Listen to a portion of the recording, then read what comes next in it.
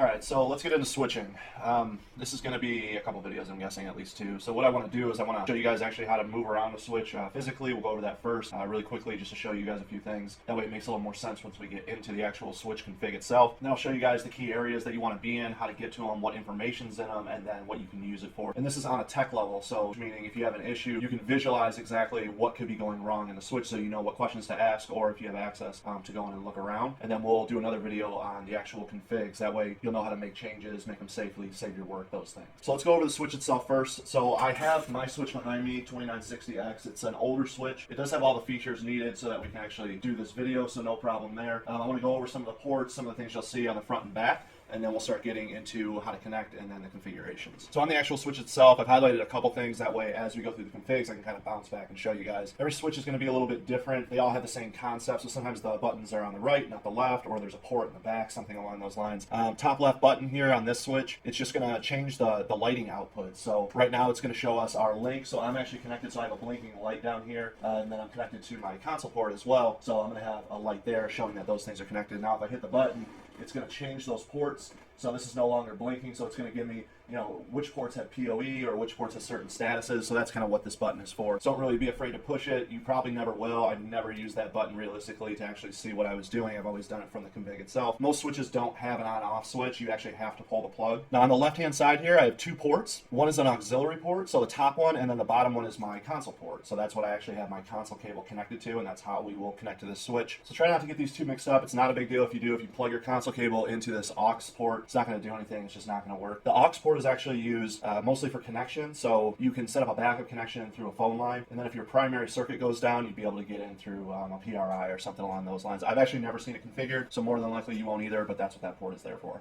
And then there's your console port below. Sometimes this is actually on the back, so on older, smaller switches, you'll see it'll look like this. This is the back of the switch, and then your console port will be there. And this is also labeled. You can see I outlined it here, so it says console and then aux next to it. So then if we move over here, these are actual open slots, and you can buy different modules, so like a fiber module, and then you'd be able to plug into this switch and then plug a fiber cable into that. So that's what these ports are for. Now, if you want to connect two switches together, so let's say your router is up here on the top, and then you have an Ethernet cable that goes from your router into port 47. How do we add another switch? Well, one way to do it is to connect an Ethernet cable from one port to the other. That's what we'll call an uplink port. So if someone says, go ahead and program an uplink port, that's what they mean. So a port that's going to connect two devices together. Now, a trunk port is actually what we're programming it as, and we'll go into that more in configuration. But when you hear someone say program a trunk port or program an uplink port, those two terms are used universally. Now, a trunk port is actually, the definition of it is like to pass VLAN traffic, and an uplink port is to connect two devices together. But because of the configuration, a lot of times people will refer to those two terms the same, so don't get confused. Just if they say uplink port or a trunk port, just know that they're talking about the same thing.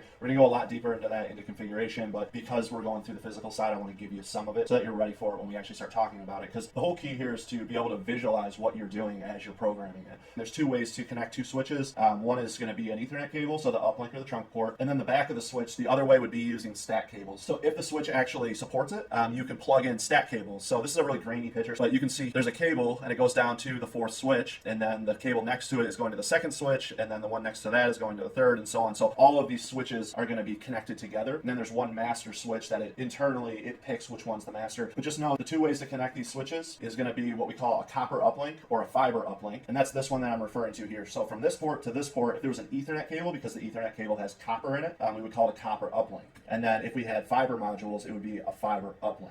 Or they might say they're in a stack, meaning that there's stat cables connecting them together. And then the last thing that I want to mention, and I know I've already mentioned it in prior videos, but this is port 1 here with the star. You can see there's a 1 right here, and then 2 is here. So 3, 4, 5, 6, and then you can see they've actually labeled them 11, 12, 13, 14. So odds on the top, and then evens on the bottom. So we've done a little tour of the switch.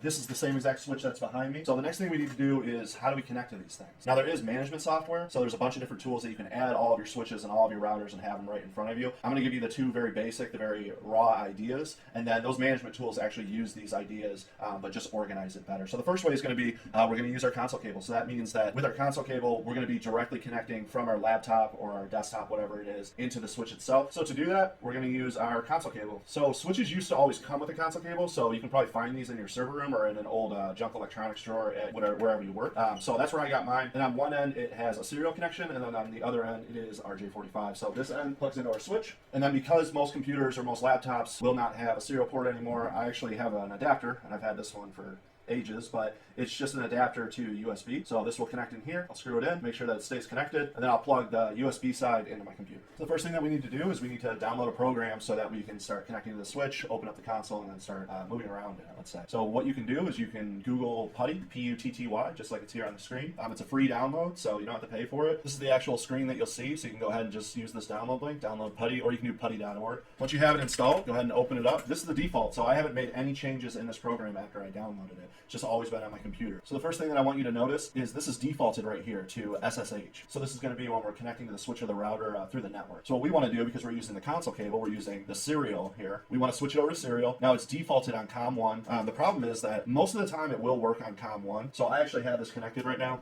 If I hit open, I'm going to get this blank box and I'm not going to be able to get in. And the reason being is because I already have USB connections that are using COM1. So the way that you can check that is to just go through your device manager. So I'll just go ahead and go into manage, go into my device manager over here. Then I'll scroll down to ports, COM and LPT ports. And then you can see here my USB to serial COM port. So it's on COM port 4. So I'm going to go ahead and switch this over to COM 4. Open this up. This is what you're actually going to see.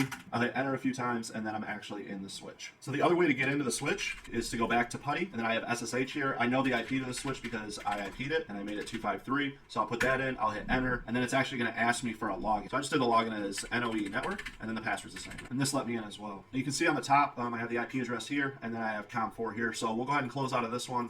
We'll just use our COM4 port here as we get going. So like I said, no power buttons on these things. So I want to restart it first. That way you guys can actually see the boot of the actual switch. So I can pull that power plug. I'm just going to go ahead and reload, which is a way just to restart the switch. Once it starts coming back up, it's starting to reload now.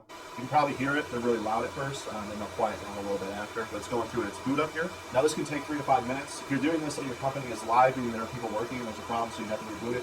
Feels like a half hour. You can get a lot of panic during it, but just let it restart. And as it boots up, it's going to load a lot. You're going to see a lot on the screen. There's a few things that you can pay attention to, and I'll kind of go over those as they load. So these @ symbols, these are common, so you're going to see them. And one thing that I really like about these symbols, if your switch is stuck in a loop, so that means that it's loading its config, and then instead of loading and then becoming live, it just goes back to booting up again, back to booting up again. Sometimes you can tell because of the fans, but if there's a lot of things going on in the server room, you might not notice it. So if I boot up a switch, and then after 5, 6, 7 minutes, whatever it is, I notice that things aren't coming back up, I'll plug in my console cable, and I'll watch the actual boot load. And then if I end up seeing these @ symbols twice, then I know that it's looping.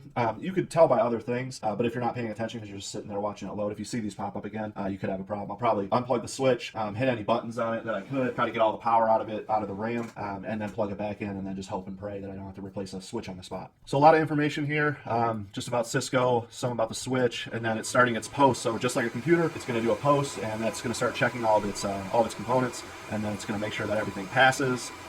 So right now it's doing a stack master election. So if I had multiple switches and they had stack cables on them, it's going to elect which one is the master. There's a whole process for that. You can Google it if you'd like to see how it actually chooses, but that's what that is there. More post checks here. Everything seems to be passing. So here it did the election. Now there's only one switch, so it says switch 1, booting as master. And this is really what you want to start seeing. So this interface 7 has changed state to up, so I'm plugged into 7, and that's why it did that. But once you start seeing this, it's kind of a good thing, so you know that your switch is actually coming back up. Now I'll hit enter a couple times, and we're in our switch.